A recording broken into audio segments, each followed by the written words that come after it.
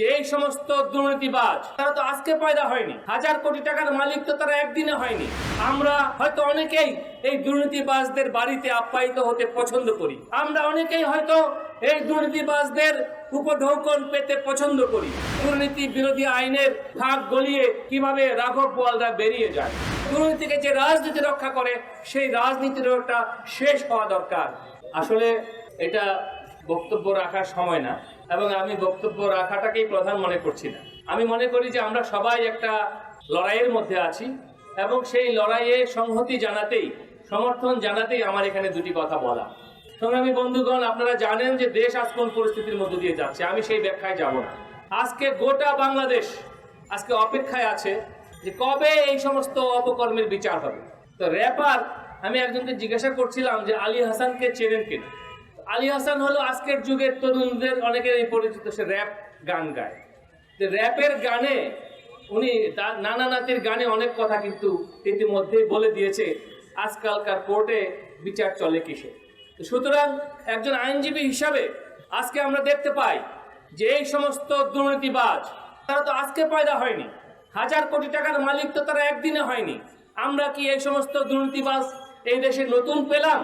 আপনারা সকলেই জানেন এই সমস্ত দুর্নীতিবাজকে টিকিয়ে রাখার রাজনীতি, তাদেরকে রক্ষা করার যে পরিস্থিতি, সেটা বহু আগে থেকে এখানে বহাল রয়েছে। অফিস আদালতে গেলে, ব্যবসা বাণিজ্য করতে গেলে আমরা সেটা টের পাই। এবং আমি খুব দায়িত্ব নিয়ে বলতে চাই, আমাদের দেশে যে দুর্নীতি দমন কমিশন আছে, আমি একজন আইনজীবী হিসাবে বাংলাদেশের সর্বোচ্চ আদালতে আমি আইন পেশা নিয়োজিত আছি। সেখানে আমি দেখি যে এই দুর্নীতি বিরোধী আইনের ফাঁক গলিয়ে কিভাবে রাঘব বোয়ালরা বেরিয়ে যায়।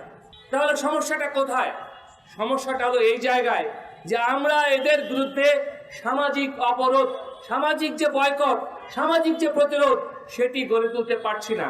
আমরা হয়তো অনেকেই এই দুর্নীতিবাজদের বাড়িতে আপ্যায়িত হতে পছন্দ করি, আমরা অনেকেই হয়তো এই দুর্নীতিবাজদের উপঢৌকন পেতে পছন্দ করি, এবং সে কারণেই একজন বাঘা দুর্নীতিবাজের বউ খুব দম্ভের সাথে বলেছেন, সাংবাদিকদের আমি পকেটে পুরে তাদেরকে কিনে তারপরে আমি কথা বলি। এত বড় কথা বলার স্পর্ধা ওই দুর্নীতিবাজ আমলার বউ কি করে পায়? আপনারা সকলেই সেটি জানেন। আজকে আমরা সাধারণ নাগরিকরা মনে করি, বিভিন্ন শ্রেণী পেশার মানুষরা মনে করি, এই দুর্নীতির একটা শেষ হওয়া দরকার, এবং এই দুর্নীতিকে যে রাজনীতি রক্ষা করে সেই রাজনীতির একটা শেষ হওয়া দরকার। যারা ধর্মের নামাবলী গায়ে দিয়ে অনেক হারাম হালালের ফতোয়া দেন, তাদেরকে কিন্তু আজকে দেখা যাচ্ছে না। আজকে শাহবাগে এই নিপীড়নের বিরুদ্ধে শাহবাগই কিন্তু ওই দুর্নীতিবাজের বিরুদ্ধে দাঁড়িয়ে কথাগুলো বলছে, আমরা সেখানে সামিল হয়েছি। বন্ধুগণ, আমি মনে করি এই সমাবেশের মধ্য দিয়েই আমাদের কাজ শেষ হয়ে যাবে না।